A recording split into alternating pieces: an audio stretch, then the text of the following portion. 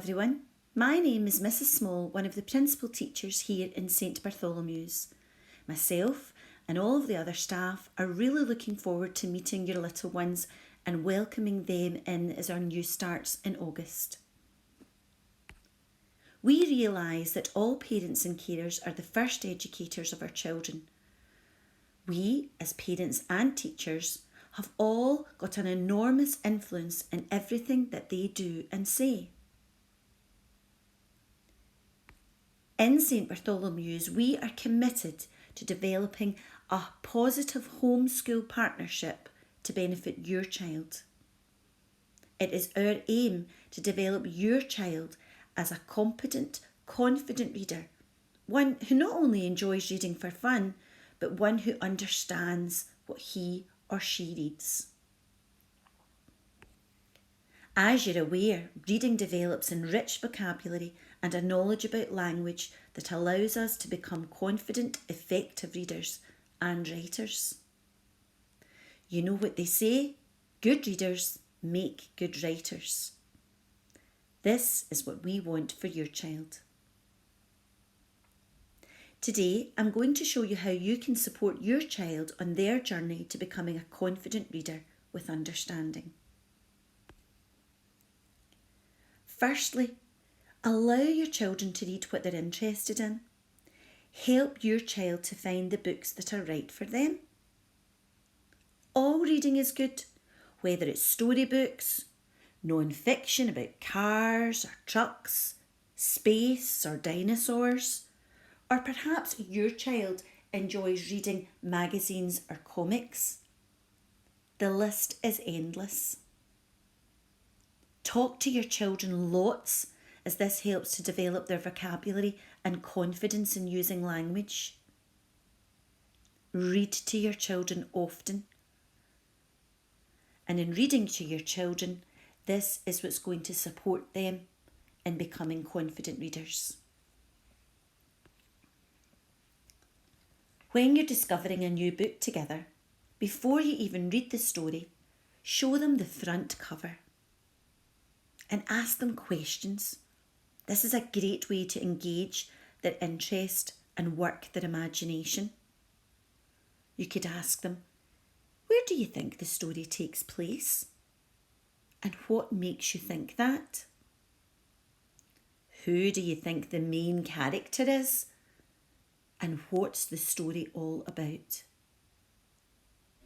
And that prediction that's coming from the children is really important, because they can discover whether their predictions have been accurate or not. And that then develops their understanding.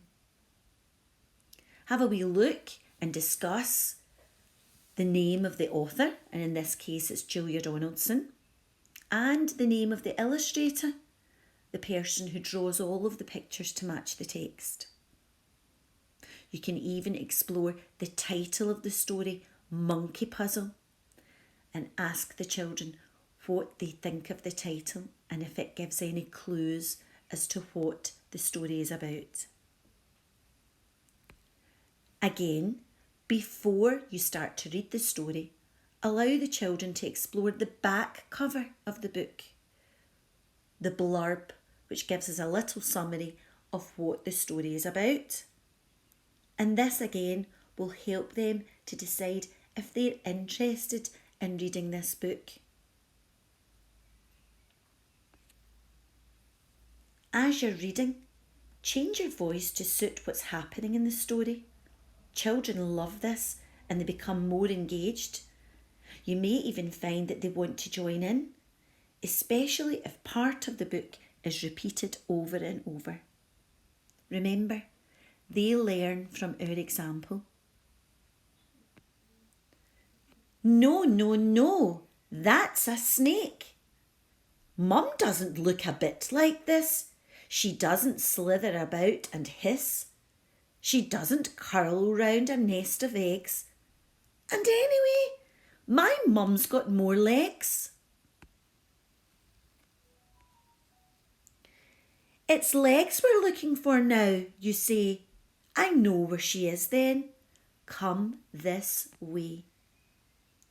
And the more we use our voice to take on board the characters, and the more descriptive we sound, the more attentive the children will be, and they will be more motivated to learn.